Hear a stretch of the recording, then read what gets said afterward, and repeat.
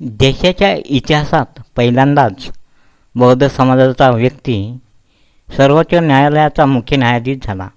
ही सर्व बौद्ध समाजासाठी आनंदाची गोष्ट आहे. परंतु माननीय भूषण गवई साहेबांनी निवृत्त होण्यापूर्वी एखादा तरी निर्णय आपल्या समाज बांधवाच्या हिताचा घ्यावा. उदाहरणार्थ 1. महाबोधी महाविहार संपूर्णतः बौद्धांच्या ताब्यात देणे. 2. सर्व निवडणुका पूर्वीप्रमाणे बॅलेट पेपरवर घेण्याचा निर्णय देणे. 3.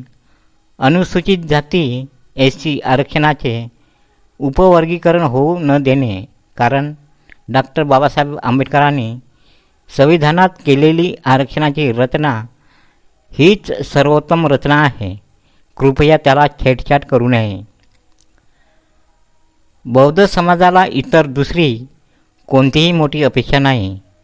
फक्त वरील 3 मुद्द्यांची आपल्या माध्यमातून परिपूर्ती व्हावी हीच अपेक्षा. विनीत संपूर्ण बौद्ध बांधव. टिप: वरील 3 गोष्टी केल्यास समाज तुम्हाला डोक्यावर घेऊन नाचेल